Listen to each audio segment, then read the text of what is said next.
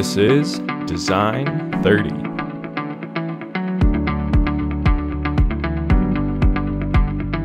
Welcome into another episode of the Design 30 podcast. I've realized that I haven't been doing my little intro on, I think, most of the episodes. So this is the Design 30 podcast where I provide design strategies and tools to improve creativity, innovation, and overall design confidence in just 30 minutes or less. Okay, so today is a little bit different episode. This is a new, I don't know if you call it just a new style or a new series, but I'm calling it In Review.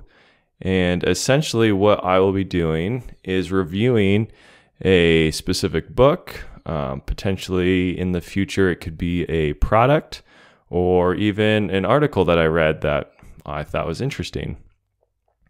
So this is something that won't be necessarily a weekly podcast.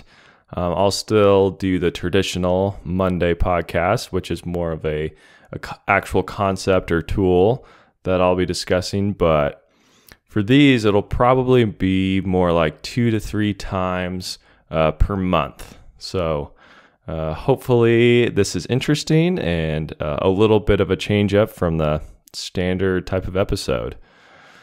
So today I will be reviewing the book Creative Confidence. I've already discussed this a few times on the podcast, and yeah, I think after you hear a few quotes from the book, you'll understand why. It's probably one of the most influential books I've read since, post-undergrad. I read it in grad school during my advanced product design class. And it's just one of the most, I would say, inspiring books I've read in a while. If you're like me, you're someone who potentially has struggled seeing themselves as a creative person. And so this book does a really good job of really encouraging anyone to look at themselves, look at what skills they provide, and how to implement those in a creative way. So with that, again, the book is called Creative Confidence, and it's by Tom and David Kelley, who are the founders of the design firm IDEO, as well as the D School or the design school at Stanford University. Okay, so the first quote is going to be just from the introduction of the book itself. The very first page. When you hear the word creativity, what do you think of next? If you are like many people, your mind immediately leaps to artistic endeavors like sculpture, drawing, music, or dance. You may equate creative with artistic. You may believe that architects and designers are paid to be creative thinkers, but CEOs, lawyers, and doctors are not. Or you may feel that being creative is a fixed trait, like having brown eyes. Either you're born with creative genes or you're not. As brothers who have worked together for 30 years at the forefront of innovation, we have come to see this set of misconceptions as the creativity myth. It is a myth that far too many people share. This book is about the opposite of that myth. It is what we call creative confidence. And at its foundation is the belief that we are all creative. So right there, you can see kind of what I was referring to when I introduced the book. They provide this new perspective on what creativity is. And it's something that we all have the ability to learn and implement and practice. And I don't look at this as necessarily creative in a technical sense. I know that there is an actual definition of what a creative person is from a psychological standpoint. And I don't think that's necessarily what they're referring to. They're not saying that everyone would be considered creative by that definition. But we all have the capability of improving our ability to solve problems. I think that's really the core of what they're getting at here. The next quote is a few pages in, where they say, "At its core, creative confidence is about believing in your ability to create change in the world around you. It is the conviction that you can achieve what you set out to do. We think this self-assurance, this belief in your creative capacity, lies at the heart of innovation."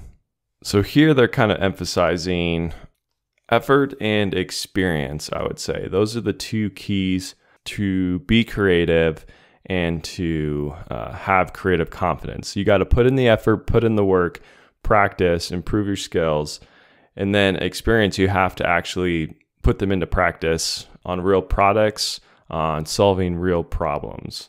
It's not just this natural ability that people have that provides them with this creativity. It's something that you essentially earn over time.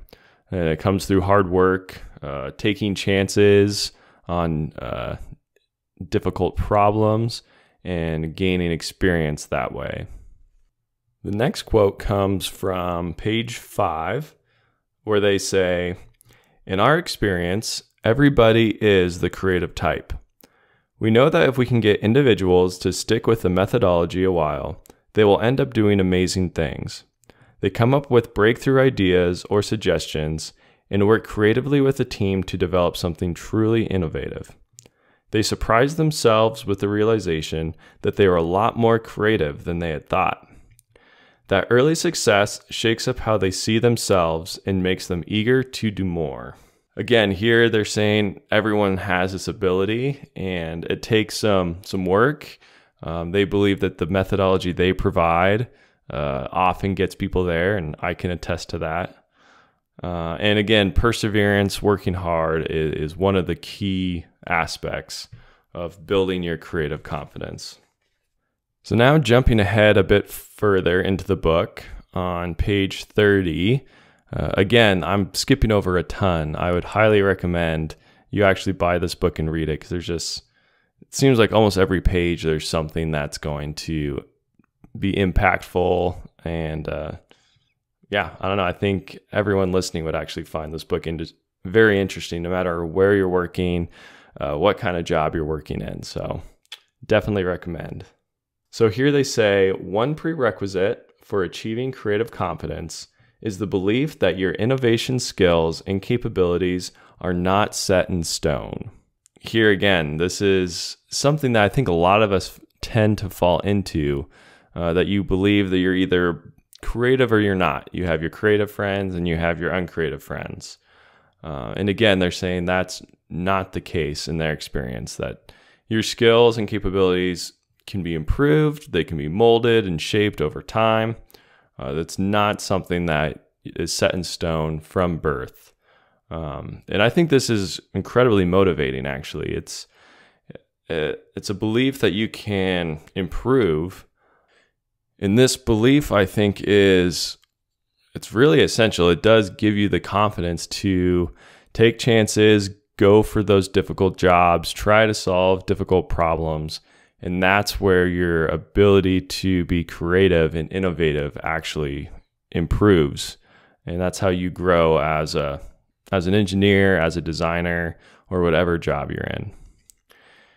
And I think they really emphasize this ability of humans to change, to improve, to learn, and overall, then with those, succeed over time. Okay, so moving on to the next quote. So this one is on page 33, and it's one of my favorite quotes, actually, from this book. They write, "Once you start creating things, you realize that everything has intention behind it." And this is something that I would highly encourage you to think about a little bit. And for me, what it did is it changed the way I look at products and the way I interact with almost any object or app or website. And you start thinking about why people put icons in certain locations, why they shaped handles a specific way, why they've used different colors for different aspects of a design. And you're trying to understand the intention behind each of those designs. And then after this quote, they actually go on to quote Steve Jobs, which is a somewhat famous quote, but it's one that I personally love. It says, and this is from Steve Jobs, "The minute that you understand that you can poke life and actually something will pop out the other side, that you can change it, you can mold it, that's maybe the most important thing. Once you learn that, you'll never be the same." So again, here, they're using this quote from Steve Jobs to really emphasize this ability of humans to change the world around them, to have the ability, the control to create new products that other people are going to love, that in Steve Jobs' case, literally change the world. So they're trying to push that sort of confidence onto all of the readers of this book. And yeah, I find that pretty motivating. And I would agree, like this is something that once you design your first product, once you design something that actually works and you get positive feedback on, that's an experience that I think will stick with you for the rest of your life. It's really a pretty cool feeling. Now going a bit further into the book, on page 41, they write, "The surprising, compelling mathematics of innovation. If you want more success, you have to be prepared to shrug off more failure." And this is another huge lesson I learned from this book, and something that I try to carry with me all the time. But it's this idea that you have to be willing to fail. And this is actually really difficult. And I think it's something that the way I would say school is set up in the modern world doesn't necessarily encourage failure. You have to take these tests, which you have to get a grade on, because if you fail one of those tests, it's going to tank your overall grade. You do these different projects, and you don't really ever have, a part of school that you can just take a huge risk on, and if you fail, it's okay. Usually every time you fail, it's going to negatively impact your grade, which negatively impacts you. So you're incentivized to not really take these huge risks or really take on anything risky at all. You're trying to be safe, you're trying to get these good grades, and you're just trying to provide what you think the teacher wants. So for me, this was something I had to kind of unlearn. I was always someone who's good at school. I always got good grades, but I fell into this trap of I understood what exactly the teacher wanted. I knew how to provide it, and that's what I did. I never took anything to the next level. I never took a risk on something just to try to, be creative and come up with something new. So through, I would say, undergrad and graduate school is where this finally reared its ugly head in a lot of ways, where I had to start being more creative. I had to take some risks. I had to learn how to fail and then learn from that to improve. And I think you can improve much faster that way. If you're just taking these small steps, no risk, you are learning skills and improving. But I would say it's a much slower way of doing it than if you go for something big and it totally flops. And yeah, that's stressful, it's difficult, but you're going to learn and be motivated from that failure to improve even more than if you just consistently, get the good grade, learn a little bit here, learn a little bit there. But one lesson from this, I would say, obviously, like I said, failing is a part of life. It's a part of being creative and taking chances. But another big part of it is you want to stop. You don't want to keep making the same mistakes. So learning from your failures obviously is integral to learning how to fail. I would say how to fail smartly. So moving on to their next quote. This one is on page 49. "Whether you consider yourself a born innovator or are new to creative confidence, you can get better faster at coming up with new ideas if you give yourself and those around you the leeway to make mistakes from time to time." So this one again, is on this same idea as failing fast and being willing to fail.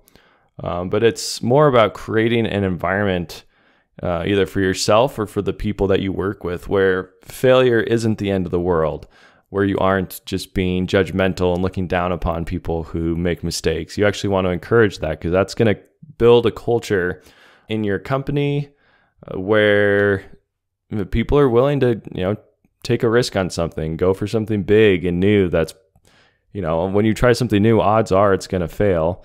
But you're going to learn something from that, and it's going to eventually lead to more innovative and creative products, which will be more successful for your company. However, again, I want to emphasize that the goal here is to fail smartly and strategically. You don't want to make just random, uncalculated risks. You want to fail in such a way that you can learn and grow from it.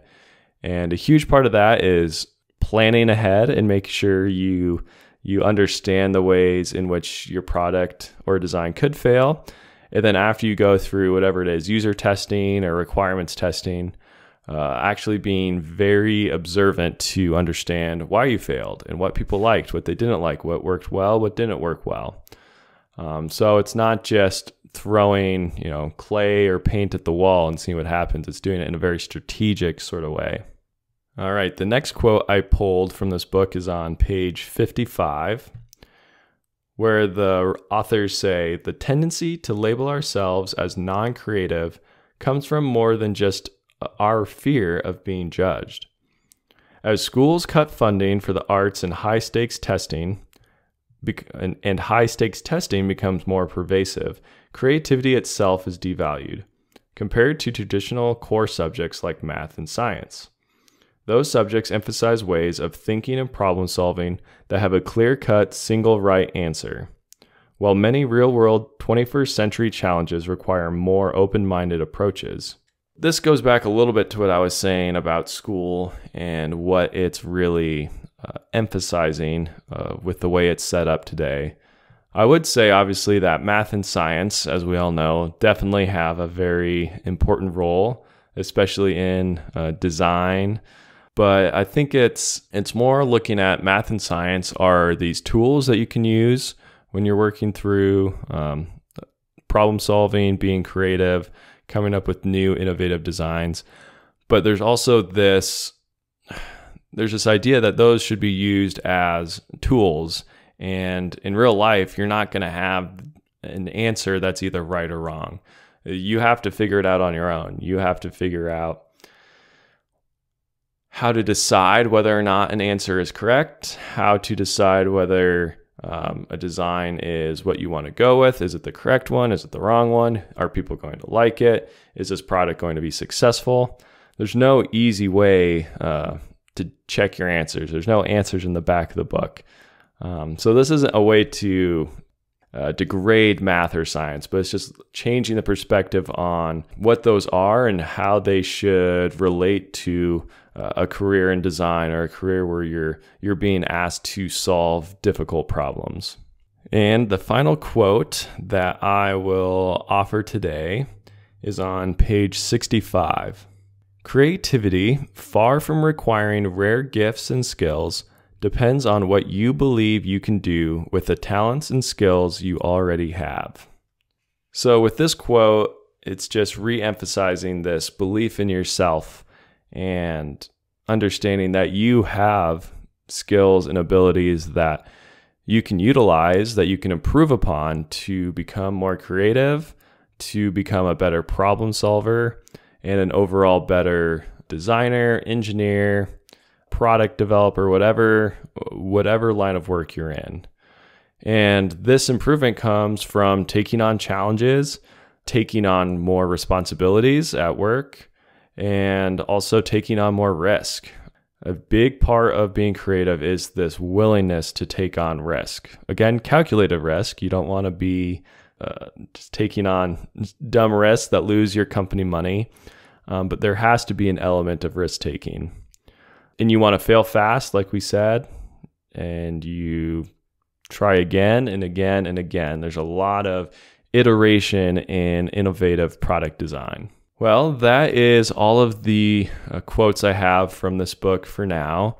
I only made it through probably a third, maybe less of the book. There's so much content in there. And these quotes I gave were definitely more kind of high level, looking at your, this whole idea of what creative confidence is. But if you read the book, there's actually a lot of tools. There's a lot of different strategies. They provide a ton of really helpful, concrete ways to improve your own personal creativity, how to do it in a group setting, how do you set up a brainstorm, what are good ways to ask questions. So just tons of practical advice in this book. So highly recommend you give it a purchase and just read the entire book. Would definitely highly recommend it.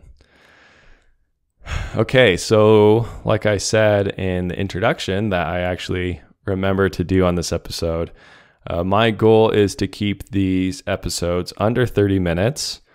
And I've mentioned it before, but the idea there is to try to keep these episodes the length of the average American commute, which is somewhere between 20 and 30 minutes. The idea is you can listen to these, get some ideas, maybe get a little bit inspired before you head into work. And then even on your way home, if you want to re-listen to just get a better understanding of what the episode was on, you can do that as well. All right, so thank you so much for listening. This has been the first episode of the new series called In Review. And so keep your eyes out for more of these popping up. They won't come out on a specific day, but most likely they'll be coming out towards the end of the week. As always, please rate the podcast. If you're on Spotify, it's really simple. It's just right at the top of, you click on the podcast, it's right at the top there. So please give it a 5-star review. If you want to help support it, share it with friends or family. And also, please subscribe to the Design30 Substack. I haven't been writing much on there lately. It's been kind of a crazy last month or two, but there will definitely be more coming out from that side of things in the near future. With that, I will bring this episode to a close. And as always, thank you very much for listening.